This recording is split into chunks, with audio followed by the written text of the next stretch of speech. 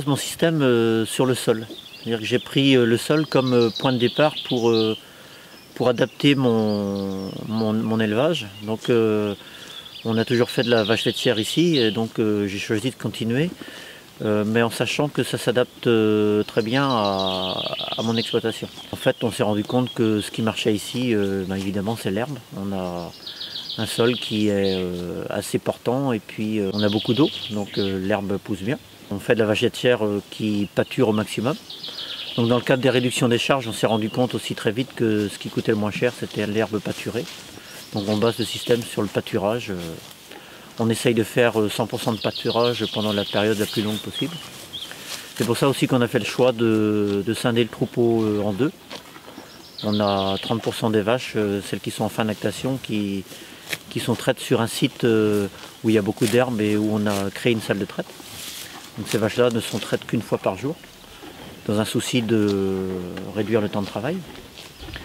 Et donc ça nous permet de faire du pâturage au maximum.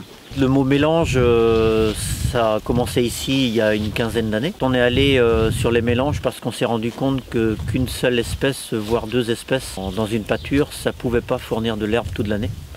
Or c'est notre objectif de fournir de l'herbe toute l'année.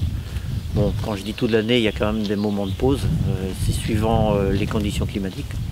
On veut que le sol fournisse 100% de ce que la plante a besoin pour vivre. Quand on a un système pâturant, évidemment, on s'est vite rendu compte que les meilleures vaches pour faire beaucoup de lait, c'est pas forcément les meilleures vaches pour pâturer. On oriente notre génétique par rapport à ça aussi.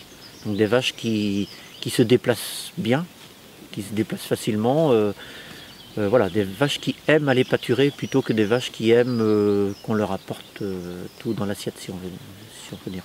En 3 ans, on a déjà les effets. Ça va très vite, il ne faut surtout pas hésiter à le faire parce que voilà, faire changer sa génétique au niveau du troupeau, ça va très très vite. Depuis 20 ans que je ne laboure pas, il y a eu des échecs, c'est comme ça qu'on avance. Je me base sur le sol et sur les conditions du moment, sur les conditions de saison, de climat, de météo. Je ne force rien. Par exemple, je n'interviens jamais sur des terres qui ne sont pas ressuyées. Je me base sur le fait que le sol est un milieu vivant. Donc il y a une vie, il y a une biodiversité énorme. Savoir qu'en dessous de nos pieds, en dessous chacun de nos pieds, il y a plus de monde que sur la terre entière. Il y a les bactéries, on parle beaucoup des vers de terre, mais les vers de terre, c'est un peu la face visible de l'iceberg. Il y a toute une vie à l'intérieur qui fait le travail pour nous. On a tendance à beaucoup trop travailler la terre, alors qu'il y a du monde en dessous pour le faire.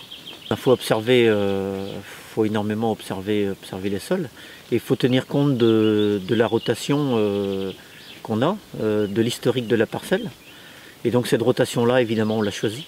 On ne subit pas la rotation. Mais j'ai un plan d'avance, évidemment, je planifie mes choses. Mais au dernier moment, je peux tout changer si je vois que les conditions ne sont pas là. Maintenant, la science a beaucoup évolué et nous a amené des outils qui nous permettent de prendre des décisions beaucoup plus facilement. Mais on est quand même obligé de faire des essais sur son exploitation. Bon, il faut éviter de faire des essais sur de trop grandes surfaces, évidemment.